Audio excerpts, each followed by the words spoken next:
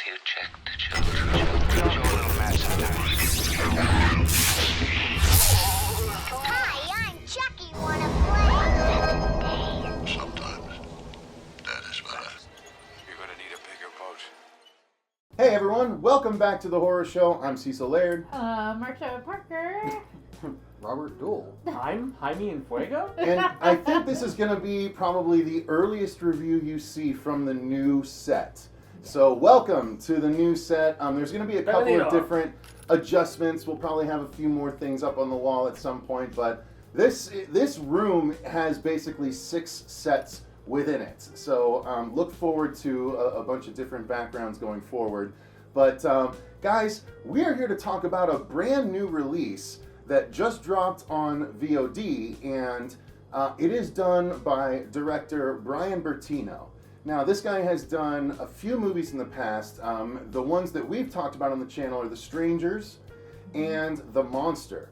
Quite frankly, The Monster I actually referenced in the panel that we did, which is available on the channel, our top 5 most emotional horror moments, or maybe top 6, whatever it was.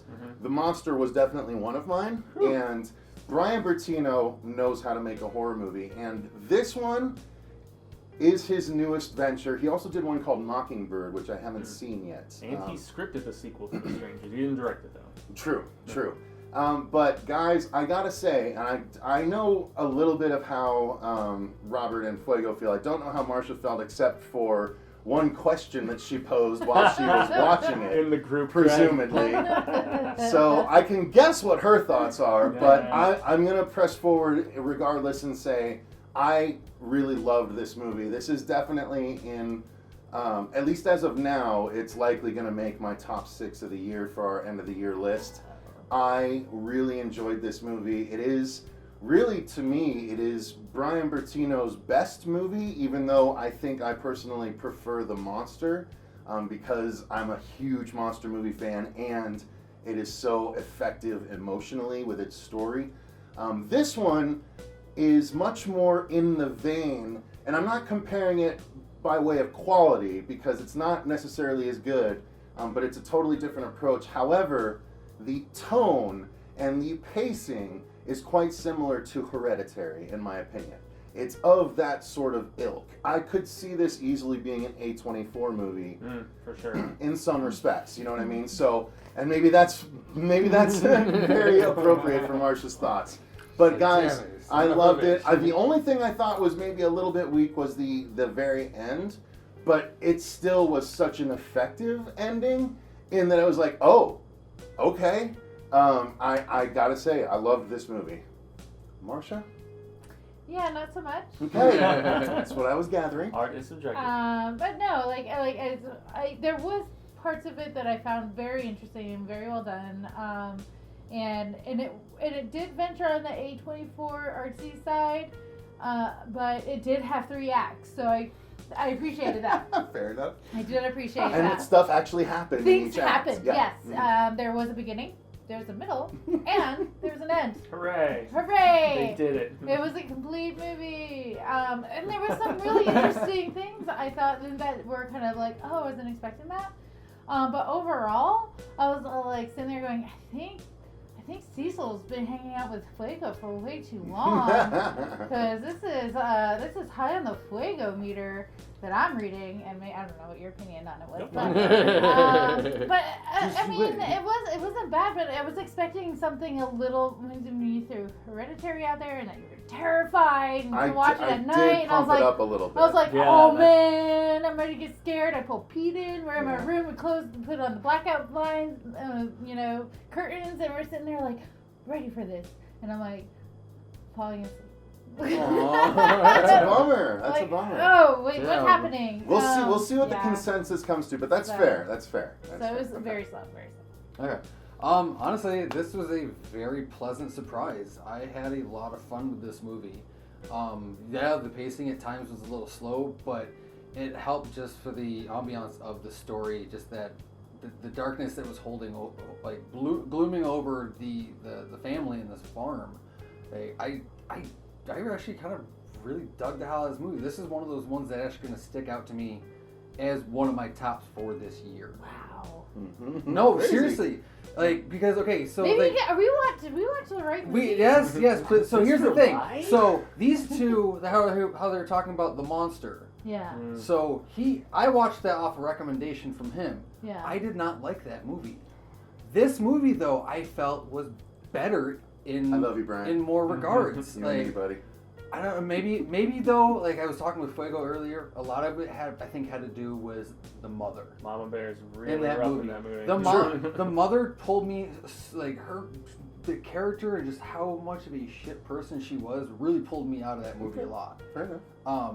This, though, I felt so bad for her characters because it was, the scary thing, too, about this is it was just a random family. There was no real explanation of why the events happened and for what they did. Just some random farm town in Texas. And that's the scary thing, because it could happen. Like, especially if you believe in the paranormal stuff, if you've seen, other accounts, it fucking happen to anybody. And that was, I think, the scariest part of it. But they did it so well. They only showed you a couple of glimpses of our demon, but they did it in such quick shots that it, in a sense, when you saw it, it took you off guard. I dug that. Fuego? Yeah, I'm kind of more in the middle, not as like negative as Marcia kind of was about this, but I do think the hyping from you in the group thread maybe I was expecting a little bit more from that, especially with how much. Especially with as much as I love Bryan Bertino, I was the one who was like, dude, the new Bryan Bertino just came out today. I was the one who VOD'd, and I'm like, here's my password, guys. Let's all watch it and stuff.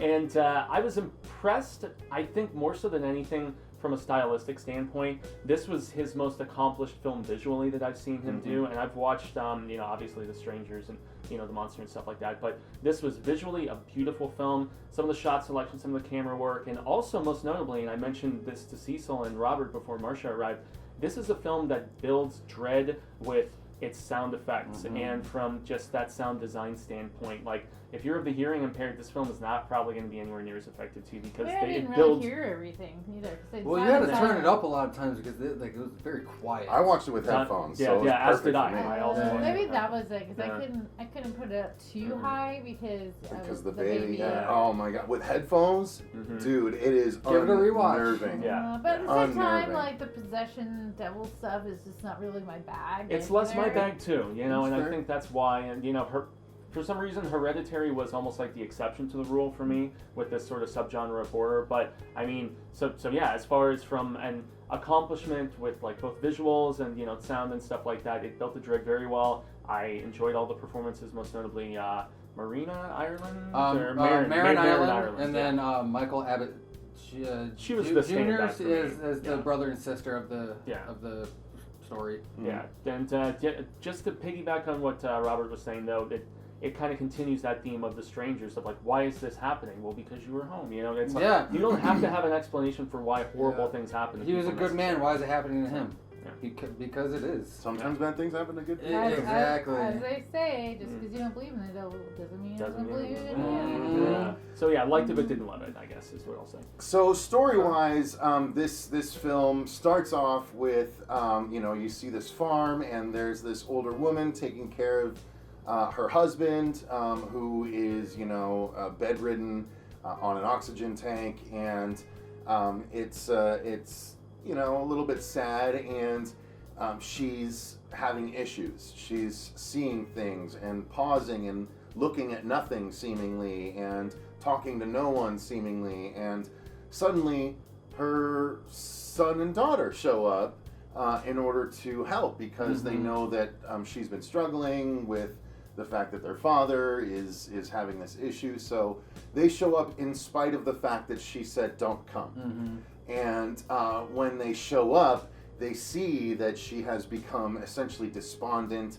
She's seeing things where there shouldn't be things, hearing things, and even more so, they discover one day that she has gone even further overboard with something that is a horror trope that we've seen before, but when it was being set up, I told Fuego this off camera, when it was being set up, I was like, don't do this, we've seen this in a million things. And then they do it, and I was like, oh, why'd you do that? But it keeps and going. then it keeps going. It You're just like, goes farther than oh. anyone has ever gone with this particular trope. It made me And cringe. so I was like, oh, God, okay. We get the picture. Because again, that's always one of my biggest things when I'm cutting stuff. It's like, nope, Yep. keep that back. So yeah, there are tropes in this, but they are handled very well and built upon from what we expect in the past. Yeah. Even down to tropes where like something mystical is stalking someone and they're appearing here and reappearing there, and it's like, how do they do the scare, right? Where does the thing appear in the camera line and stuff like that? But even at that, they subverted my expectations. Bryan Bertino did such a good job with his delivery of this film technically. But yeah, sorry, I'm getting distracted from the story. So the children show up. They're obviously grown adults at this point, but they're there to help their mother who has this issue and unfortunately ends up passed on. And so now they're left to care for the father while slowly discovering that there is a issue / malevolent force on this farm that drove their mother to do things that they wouldn't necessarily have expected, and are now showing them things as well, and it's what happens from there. It is a very simple, very focused story, which I tend to really appreciate with horror nowadays, because especially independent horror, when you can have a really laser focused idea, and this is a one location film, those tend to be ones that are done very well, because they're able to focus on the little that they have. And so, story-wise, I quite enjoyed the hell out of this. Yeah, I agree. It was very, very laser focused and very simple. But yeah, I don't know. Like, it just,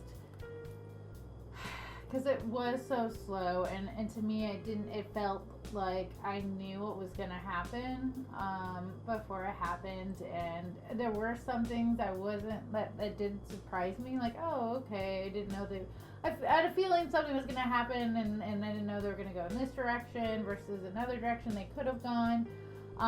But I think overall, because there wasn't a lot of, and maybe it's because I didn't hear the music, like you guys heard it, but it just felt, the sound design, it felt creep factor was just really, it was so slow, and there wasn't a lot of story. So when you're not getting those other elements, it just kind of like, okay, this was an hour and a half. Okay. Well, there you go. Okay, Sorry, Marcia. So honestly, like, that's kind of the next thing I liked about this was, yes, the story was very simple. It was a pretty cut and dry story, but it's the small details with how they set up the farm and things like that, and how they use the locations to basically tell the story of what's going on. Even the small details of, you look in the background, you see a shadow start rising, things like that. Those were nice little things that helped to push along the story, I thought. But the biggest thing though was that the music, the score and whatnot, that helped to elevate the scene so much. It just, I don't know, there was a couple times actually I found myself having a little bit of like an anxiety of like, what the hell's gonna happen? That's effective filmmaking. It is, and because like at the same time it's like I like it, but it bugs me because I don't like being anxious. I'm like, why do I need this unneeded anxiety in my life? Again though, Seriously, I did not hear any of this music. Oh, dude, you that's gotta what I'm watch saying. Like, this you movie should with really go headphones, back and give it a second No. watch. Yeah, she's like, I'm not gonna. No. That's not gonna happen. Straight. There's no only way. so Well- much time for a mother or two. Oh, sorry, I had its chance. It should have been Yeah. louder.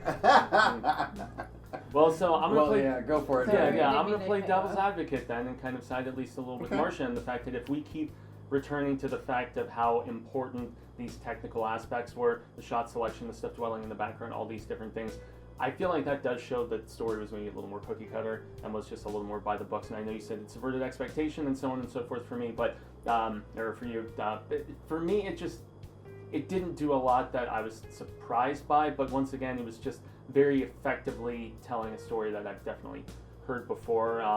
Pluses were I was happy that the brother and sister actually really got along well, and you felt that it wasn't one of these like fragmented. Oh, they've got all of this like long-standing animosity for each other or Yeah. whatever. Have to come back together. Yeah, and also the fact that they didn't really seem like super shitty people or anything. You know, they genuinely were there because they cared, despite the fact that their mother told them not to come and assist with a dire situation. They still took it upon themselves to do so. They were written as very genuinely good-hearted people that find themselves in like an otherworldly situation beyond what they can control.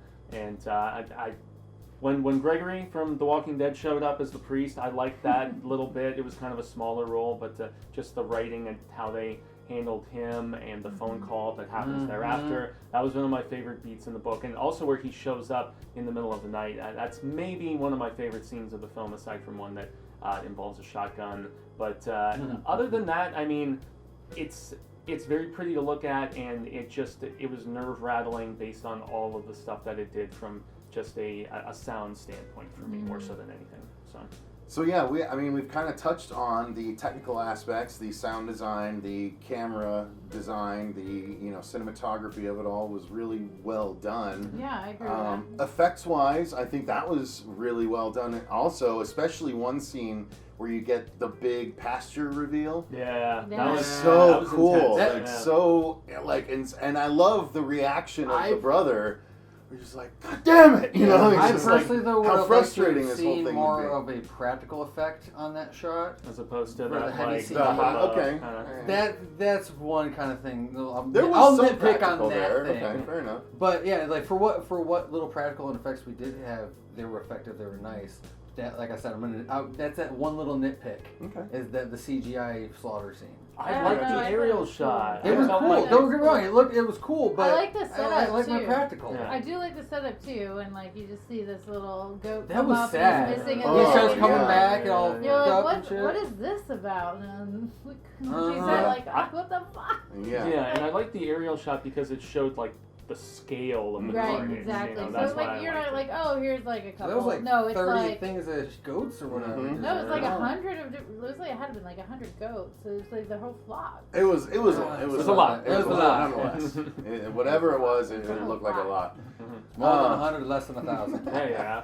So yeah, I mean, guys, overall, Marcia, it didn't resonate with her as much as it resonated with me. It didn't resonate with Robert. Liked it a lot, maybe not as much for Fuego, but I think this is an overall really effective movie. Another feather in Bertino's cap. I think Amen. again. Hell, especially if you've worked and done work on farms, you like. There's not gonna lie. There's sometimes it's kind of creepy at night. Farms are creepy, and I thought that they did a really good job with, like you said, with Yeah. the set design and that feel.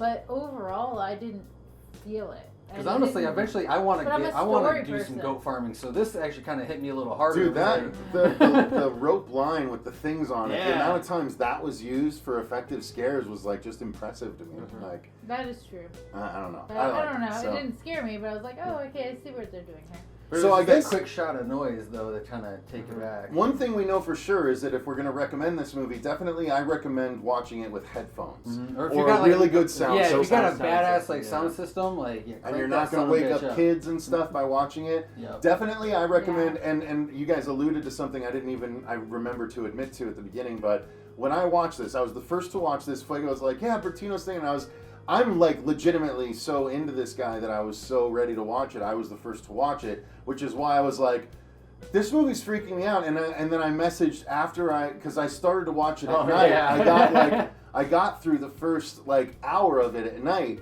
and I haven't watched a movie and just focused on the movie without a phone, without my Switch or anything like that for a long time. So I'll always start a movie like that, and then usually I'll drift off. This one, I not only didn't drift, but I didn't have anything else distracting me, no lights distracting, nothing. I was so keyed in. That's where we So kinda maybe missed the that's theater why it got to me experience. too, because it's the Yeah. first time I really paid this much attention to a movie in a while.